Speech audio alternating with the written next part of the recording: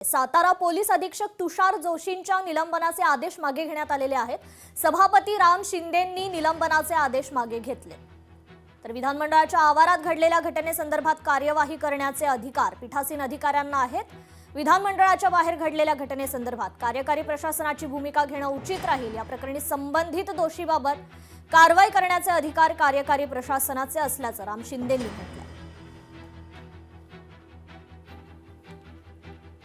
विशेष बैठकीत सभापती स्थानी असलेल्या उपसभापती यांनी उपरोक्त विषयाच्या अनुषंगाने सातारा जिल्हा परिषदेच्या मतदान प्रक्रियेसंदर्भातील सातारा पोलीस अधीक्षक तसेच संबंधित पोलीस अधिकारी व कर्मचारी यांचे निलंबन करण्याचे निर्देश दिले। तथापि असे निर्देश देण्यापूर्वी माननीय उपसभापती यांनी एवढी घटना घडल्यावर सरकारकडून कालच चौकशीचे आदेश द्यायला हवे होते, ते काही कारणामुळे गेलेले नाहीत असे निरीक्षण नोंदविले माननीय पीठासीन अधिकाऱ्यांना आहेत।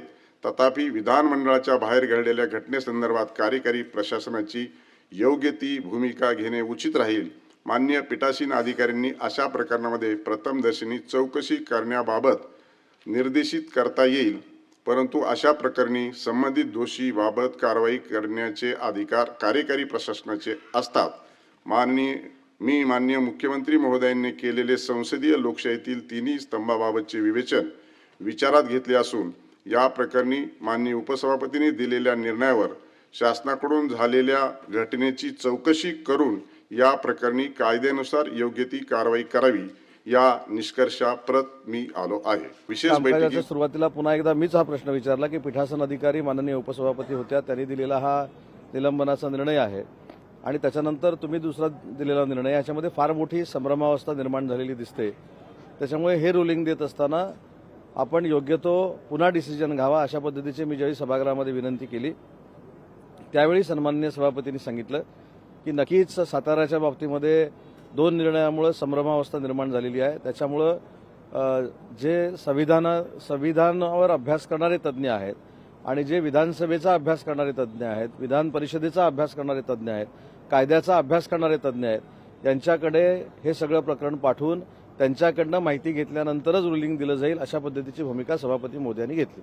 सातारा एसपी यांच्या निलंबनाचा आणि 2 पोलीस अधिकाऱ्यांच्या निलंबनाचा दिलेला होता, त्या संदर्भात माननीय विधान परिषद सभापती प्राध्यापक राम शिंदे साहेबांनी आपला निर्णय देताना या संदर्भामध्ये त्या निर्णयाच्या संदर्भात ज्युडिशियल एक्सपर्ट्स आणि कॉन्स्टिट्यूशनल एक्सपर्ट्स, संविधानिक एक्सपर्ट्स हे जे आहेत, तज्ज्ञ त्यातले जे आहेत, अशा तज्ज्ञांच्याकडनं जो पेच निर्माण झालेला होता, पहिलं माननीय उपसभापतीने दिलेले निर्देश, त्यानंतर त्याच्यावर काही निर्णय देण्याचं राखून ठेवलेला माननीय सभापतींचा निर्णय, या संदर्भामध्ये आता विधानमंडळ सचिवालय हे दोन्ही निर्णय, झालेली चर्चा आणि यावर संविधानिक तज्ज्ञांचं कायदे तज्ज्ञांचं मत हे घेऊन ते आल्यानंतर मग या संदर्भातला निर्णय